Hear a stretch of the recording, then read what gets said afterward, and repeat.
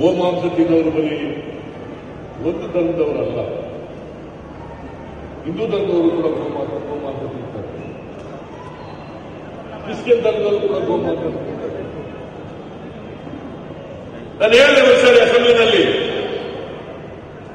ನೀವು ಯಾರಿಗೆ ಗೋಮಾಂಸ ತಿನ್ನಬೇಡಿ ಅಂತ ಹೇಳಕ್ಕೆ, ನಾನು ಹಿಂದೂ, ನಾನು ತಿಂದಿಲ್ಲ ಇವತ್ತಿನವರೆಗೆ ಗೋಮಾಂಸ ಎಲ್ಲ, ತಿನ್ಬೇಕು ಅಂದ್ರೆ ತಿಂತೀನಿ, ನೀ ಯಾವನ್ ಕೇಳಕ್ಕೆ ಅಂತ ಹೇಳಿದೆ.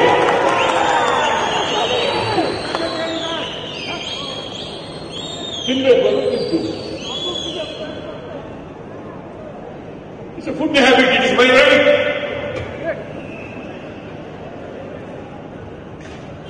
ಬರೀ ಮುಸಲ್ಮಾನರನ್ನ ತಿನ್ನೋದು, ಧರ್ಮಗಳ ನಡುವೆ ಗೋಡೆ ಕಟ್ಟುತ್ತವೆ, ಮನುಷ್ಯರ ನಡುವೆ ಗೋಡೆಗಳನ್ನು ಕಟ್ಟುತ್ತಾರೆ. ಅವರೇ ಸಂಘ ಪರಿವಾರದವರು,